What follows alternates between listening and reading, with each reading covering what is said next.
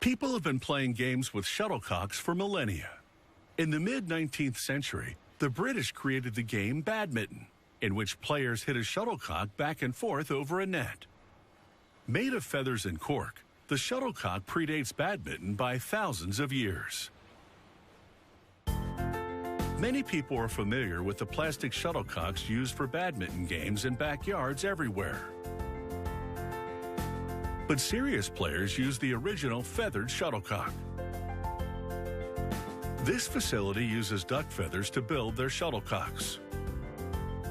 Workers start by aligning them with the feather side up and storing them in cups in preparation for the next phase of production.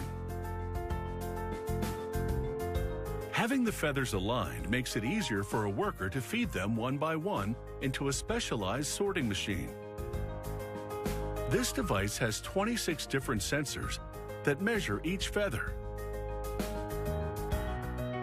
The feathers must be a specific size and have a precise angle.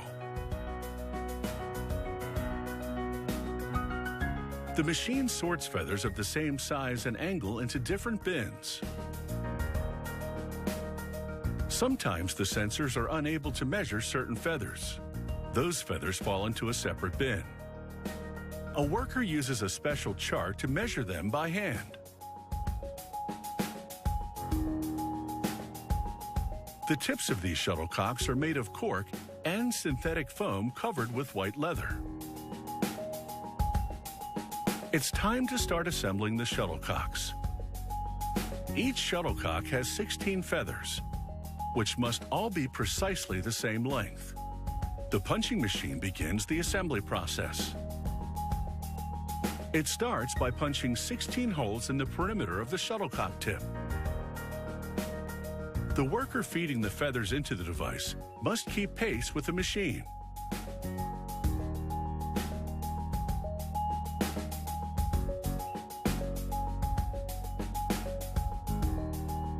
A worker uses flat-nosed pliers to adjust the angle of each feather. She then places the shuttlecocks inside a miniature wind tunnel to see if they're properly balanced. On some shuttlecocks, each feather might have a slightly different angle to maximize balance. Once the angle of the feathers has been adjusted, they're transferred to a machine that applies a bead of glue around the interior perimeter of the shuttlecock tip. This secures the feathers in place.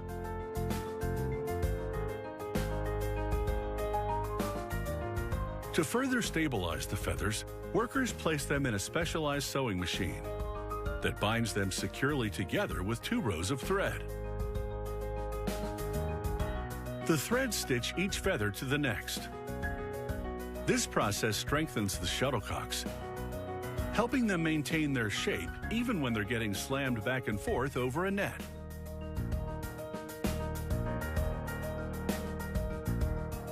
When the machine is finished stitching a shuttlecock, a worker ties off the thread to keep it from unraveling and cuts off the excess.